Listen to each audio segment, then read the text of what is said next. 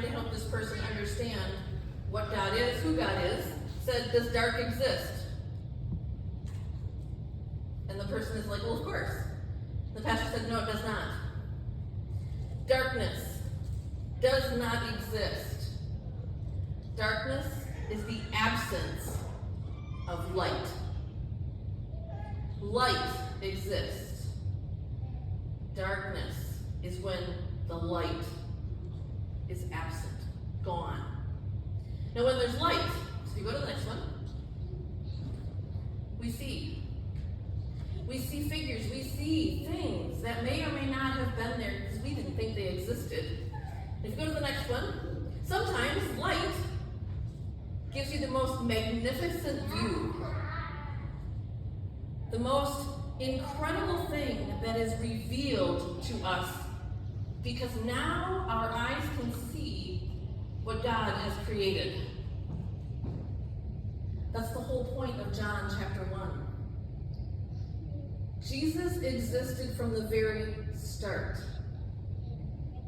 We don't necessarily hear that in Genesis 1, though. We have God created everything. God. We have this absence of Jesus, this absence of the Holy Spirit. Not that they're absent, but it's the story that starts and helps us understand that God created, God loved us. And then in John, we have light. Jesus comes. Now, it's not that John didn't know about the nativity. John doesn't start his gospel like Matthew and Luke do. Neither does Mark, but that's a different story. John starts with a different nativity. That the light has come. Jesus. Jesus has come to help us understand how we are to live. Now, John kind of goes into a historical piece. He starts from the beginning. He starts in the beginning in Genesis. That there was light. That light was God or Jesus.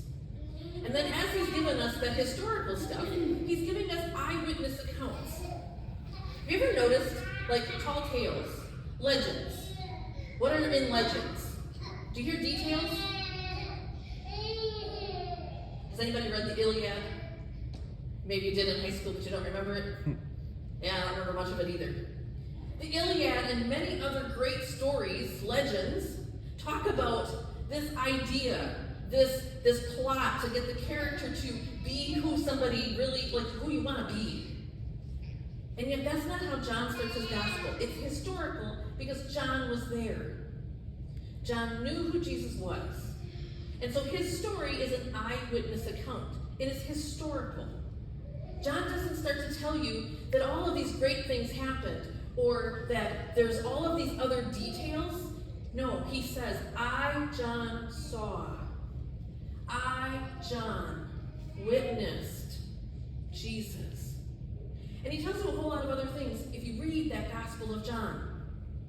But he goes back to the beginning so that we understand that from the very beginning, the light was always there. Jesus has always been there. If you were an eyewitness to something, would you tell the details, the feelings, all the emotions, all of those things that come up? Or do you worry about all of the little material, the immaterial things? All right, if you know me, I'm a storyteller. Like, I gotta tell you all the details. I need you to know the emotions. I need you to know what happened and this history behind that. Because I want you to feel and hear and see what I saw, what I felt. Eyewitnesses tend to give that kind of story. Have you ever watched any of the cop shows or any of those things, and they ask somebody to tell what happened? They give you the details that you probably didn't even notice. So this guy had a beard, and he had a tattoo right here, and that tattoo had, and then he had a plaid shirt on, and then I know he was really angry because of how he ran away. It's details. Because when we're eyewitnesses to something, we're in the story. We're not watching it from like a distance and not paying attention to things. When we're an eyewitness, those things matter to us. And John understood because he was part of the story. He's giving us an eyewitness account. you go to the next slide, Tracy. How many of you recognize this iconic character? I couldn't find a picture of the Grinch's heart, that particular Grinch rendition. They always show that little tiny heart in that kind of smaller, bigger Grinch body, and so I had to do a little rock heart, but kind of the same idea, right? When we are not part of the story, sometimes we are like the Grinch. We kind of stand outside and we speculate and we think through, well, I don't know that really happened. Are you sure that's what you saw? Our hearts are hardened to the stories that are being shared, or maybe what we're reading. And much like the Grinch, sometimes as we grow, and I couldn't find another picture either of the bigger heart, but as we hear the story and we start to live the story, we tend to become less Grinchy. If you go to the next one, perhaps, oh sorry, I haven't done that one. Go back, one more. Grinch's famous quote, that perhaps Christmas isn't about the presents after all. Because what does Grinch do? Stole. What did he steal? Presents. He steals Christmas, right? Oh. He thinks that if he takes away all of the presents, if he takes away all of the light, Christmas can't be celebrated. Because he's hardened his heart to what he has been kind of taught, unintentionally, that Christmas or life is all about the giving and the getting and the material things and the constant. I have this rendition of the Grinch going on in my head, that cartoon one, of the little people going this and that and getting the roast beef and all of that. And it is this chaos. And yet he takes it all away. And if you remember this rendition, what happens? The Grinch is up on the hill. What's happening in Whoville? Singing. Does anybody want to try what they're singing? I Googled it, and I was like, you know what, if I wouldn't know what that song is, it looks like a bunch of jumbled letters. Fa-hoo, da-re, fa-hoo. And then I heard the rest of it, and I'm like, that looks like somebody just took the alphabet and went, and yet they start to sing because of what? Joy. Yeah. Christmas wasn't about all of that after all. But because the Grinch, if you follow the story, well, the Jim Carrey version, he was bullied. He always felt bad because he wasn't the same.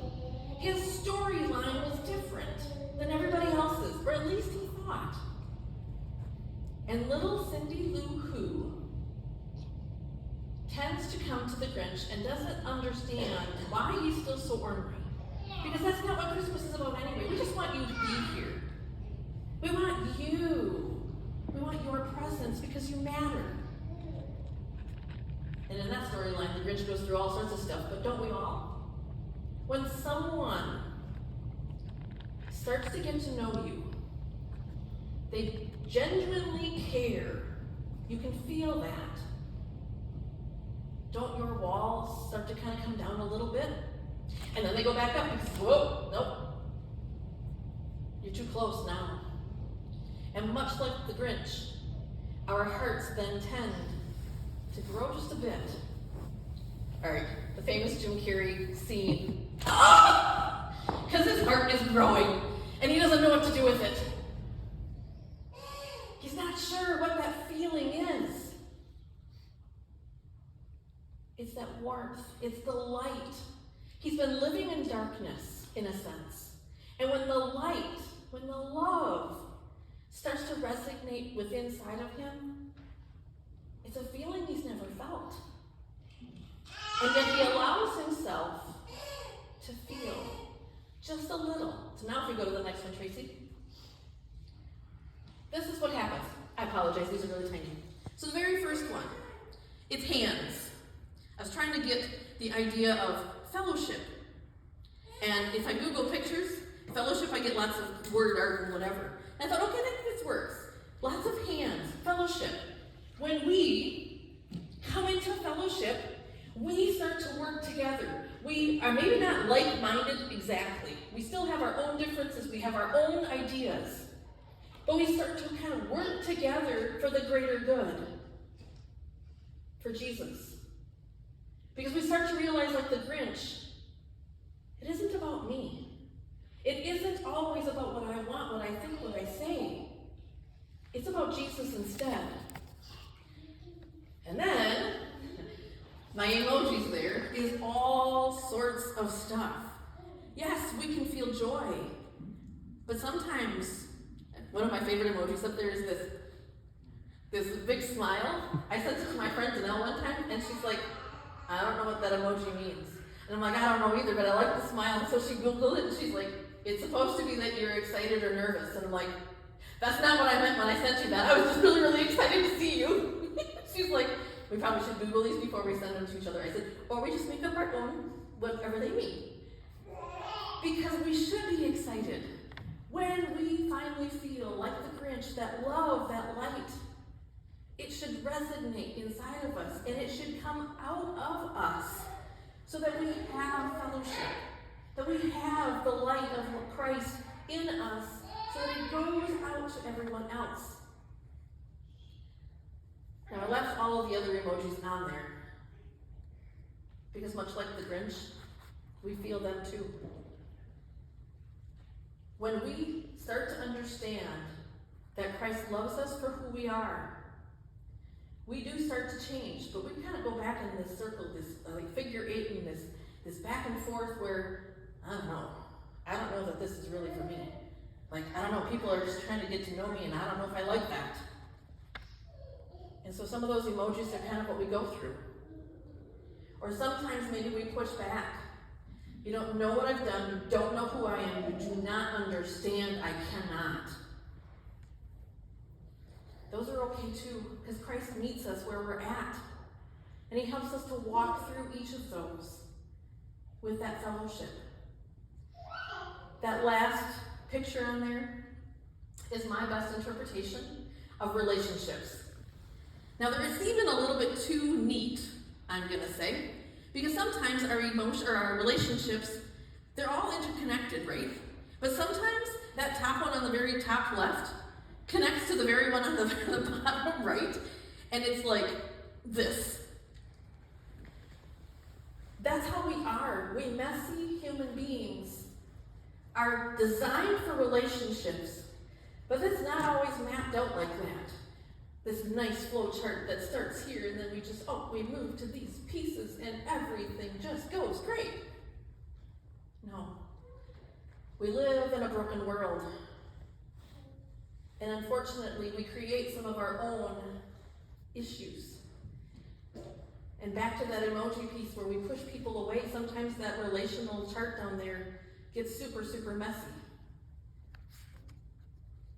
I should have put God in the middle of that flow chart. I didn't think of it till just now. God is who brings us all back together.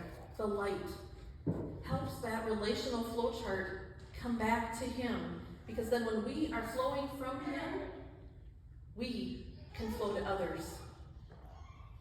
Not of ourselves, but of Christ. And that's our ultimate goal. In Hebrews, it talks about how God has always been. From generation to generation, we've been told. We have to tell the story as eyewitnesses. Not as a hearsay, not as a legend, but because we are eyewitnesses here and now. So a quote from Walt Disney: "The way to get started is to quit talking and begin doing." We have to live this out. Wherever we are. We don't have to wait till we get to whatever we think that is. I've heard lots of people tell me over the years, I'm not there yet. I can't talk. I can't say things. I can't be a Sunday school teacher. I can't be a mentor. I can't. Yes, you can. You start where you are. God didn't create you to just constantly say, I can't. He created you to say, I can with your help, meaning God. We all have something to share. We all have light within us. Our job is to then just start. We might fail, because we're human. But God doesn't leave us, and God does not fail us. We have to start doing something. Talk to your friends. Tell them about the light of Christ. Invite them to either do a devotion with you. There's a whole lot of apps out there if you're all a techie. You can do it without being near each other. My friend Danelle and I, we do devotions often. She lives in Shiacton. I'm not even sure where Shiacton is. Never been there to her house. But I meet her other places. But we do devotions together, online. It's a great way to encourage each other. We can read our Bibles, listen to what it says, and we can act on it. Faith is not something to do just sitting here in these pews. Faith is an action. We have to take action, otherwise no one else ever sees. The light gets dispelled when you go and talk. If you hide it under the old song, this little light of mine, there is that part in there, hide it under a bushel, and the old saying is, no, don't hide it under a bushel. We're not supposed to hide our faith. Faith is supposed to be real, active, and talked about. Do I have one more slide, Tracy? I didn't think so. I looked at my notes quick. My friends, my prayer is that every single morning you wake up, you feel the light within you. Don't squash it. Don't act as if it was just some myth that happened yesterday, but truly live it out and go talk to others. You don't have to be like the Jehovah's Witness and go and knock on doors. Instead, listen to where they're at. Help them to understand that maybe the light you have is something they need. If we truly listen to where people are at, we know how to help. And I don't mean that you're an expert. What I mean is that Christ will give you the words. And sometimes there aren't words. Sometimes it is your presence. Not with a T at the end. E-N-C-E. Your presence. That's being the light. Give hugs, love deeply, and show the light of Christ to everyone that you meet. From here on out, because Christmas isn't over. It's just begun today. Now we have a whole other year. And come back next Christmas to be refreshed again. But go out and do the work. Don't just talk. Do the work.